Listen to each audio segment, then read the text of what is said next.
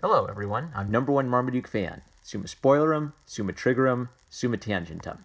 I am about 3 or 4 comics away from finishing the pile of 50-cent comics that I bought last year because I got it in my head to support a comic book shop. I haven't reviewed all of them.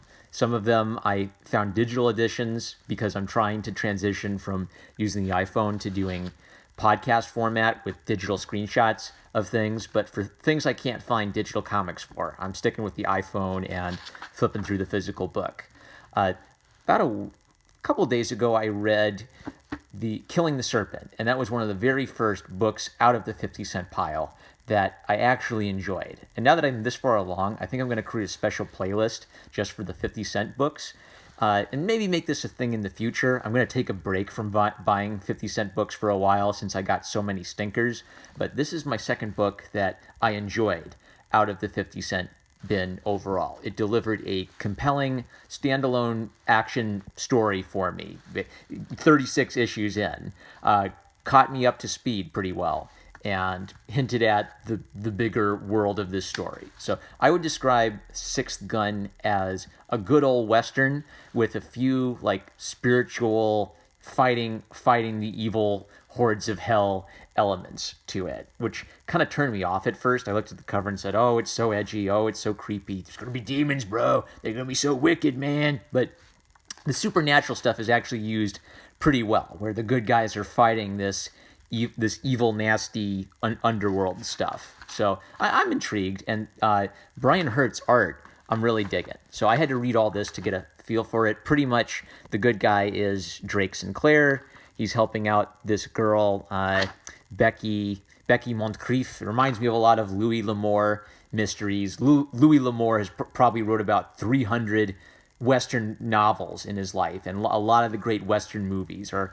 based on Louis L'Amour stories. So they're capturing that vibe. And then the 6 guns, 6 is the number of Satan. So I guess they're like these 6 magical guns that each do a special thing. And Drake Sinclair has 4 of them because I guess he wants to keep them safe. But carrying them is like carrying the One Ring in Lord of the Rings. It has a physical tax on his health carrying these guns.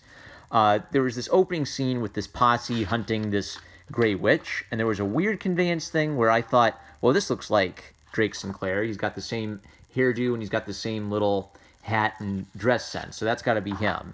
And then you flash forward a bit, and there he is again, but with a beard. So it took me a little bit to figure out that this guy and this guy are apparently the same dude. The time skip wasn't explained that well. There must have been a time skip.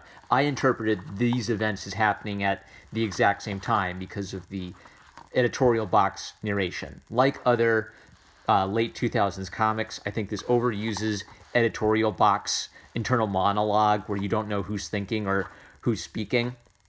But it's a well-paced action story. So this evil witch attacks Becky, and Becky pulls out her gun. Then the evil witch, snakes start coming out of her, and it's pretty creepy, bro. And this handsome thief dude, who I think his costume is way too 21st century. It feels out of place compared to everything else. Drake tells him, "Hey, I don't want you going to hang out with Becky," because Drake's got a bit of a protective father mentality towards Becky. And before the thief can go woo Becky, bam, out bursts the evil witch from Becky's room and onto the floor. And the Grey Witch promises that the end of the world is nigh. We're going to destroy everyone. Becky and Sinclair will be dead, and you'll be spared if you help us kill our 2 enemies. And then bursts. This was kind of sweet. Bursts into like a giant pile of snakes. So it's scary without hitting me with a lot of blood and guts. I guess there's an eyeball there, but it's kind of a cool visual idea for this evil ghost witch widow to burst into a pile of snakes and just slither out the door. It's kind of cool and creepy without just going right for a gross out effect or a gross body part ripping apart shot. Then the team looks outside, and this whole evil posse shows up, and chaos is reigning. The snakes are killing people. So we're all set up for an awesome, no holds barred Western fight. And they explain to me what 2 of the 6 guns do that Drake is using. Then there's more of this editorial box comments that took me a while to figure it out, but this is the bad guy talking, and he's describing all the characters: the magus, the trickster, the hunter, the shaman, the angel, and the devil. And this dead bad guy cowboy, he wants revenge on the devils, and he's the one responsible for sending all these hordes of snake cowboys into the town. And he's apparently got a gun that can heal. I don't know how he's going to use that, but he's a holder of one of the great 6 mighty magic guns. So they decide that Drake has to get the 6 guns and Becky the heck out of there to protect them. So they split the team.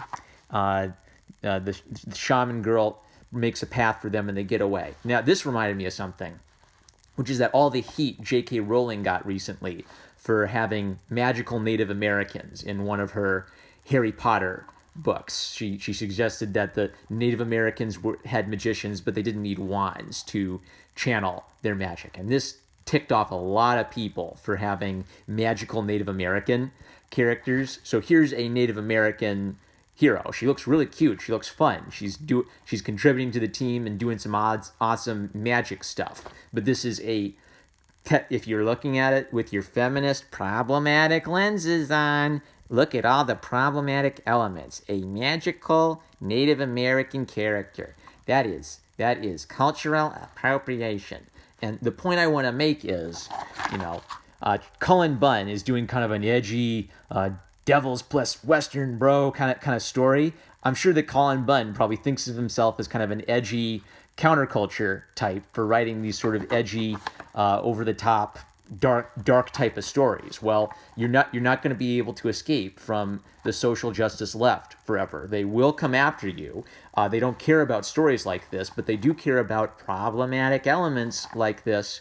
And no matter how much you virtue signal on Twitter, they are going to call you a racist for including neutral types of things like this. A heroic character who uses magic powers in a supernatural kind of ghost story plus Wild Wild West set up to contribute to the hero's team. It's still problematic. It's still cultural appropriation, and you have to call it out, and it all has to change. If you learn enough from these people to know what it is they look for in stories, then you can put on the problematic glasses and you can see the problematic elements everywhere. And it's sad because I empathize with these people a lot because I was taught to look for the things they look for. And I heard a lot of their arguments for why these things are problematic or why they perpetuate the white cis heteronormative Christian patriarchy. It's got to be a sad way to live to just read a book like this and then stop and think, oh no, white supremacy. Look at the white supremacy. Oh no. So yeah, this problem's not going away. You might think that things are getting better, but the schools that produce these people are going to be producing more of them and more of them. And we're going to be hearing about problematic white cis heteronormative patriarchy probably for as long as I'm alive and longer than that. So anyway, the team breaks off and they run into this tall, scary-looking dude and conveyance. So this is the first of these comic books I've read, but it's conveyed to me that the main character promised him that he would bring his wife back, and this guy says, you lied, and now I'm going to take you out for lying to me. And then, boom, next cover, they're going to be fighting this dude. All right, so I got an action story with a cool witch, some gunfighting. I had conveyed to me that this dude carries the 6 magic guns and cares about Becky, and they fight the evil snake hordes of hell together, and we've set up the next fight, which will be against this creepy zombie dude. Yeah, what the heck? All right, I'll go check more of this out. Kind of a cool, how would I describe this art style? It's stylized, what would I call this? It's not hyper realistic and it's not super cartoony. It's simplified, but there's also some sort of cool elegance to it. Like it's the style of a really good animated cartoon is what I'm thinking. Maybe with like a bigger budget than your average Saturday morning cartoon. So, and it works well for the Western vibe. Everything's really clear and well colored. I wasn't roasting the panel compositions at all. Yeah, good art. I don't like demon stuff that much, but I love westerns, so I'll go check out more of this for some of the cool western stuff. Oh, this is a little goofy. Hey, it's like an old school comic book, bro. Well, old school comic books didn't have watercolor in the background, but okay, I get what you're trying to do. A few interesting cartoons for these Oni Press characters. All right, hey, this was fun. An actual enjoyable book from the 50 Cent bin. So I very nearly completed my long, slow journey through the comics from the 50 Cent bin. Sometimes it's felt like being a Catholic monk, flagellating myself for penance, but I've gotten a couple gems out of it, which this has been a cool experience. I'm number one Marmaduke fan. I love you guys. Why don't you like, comment, and subscribe? If you want to get notifications of future videos, click the bell icon, and YouTube will let you know when I've got a new review up. I'll catch you all later.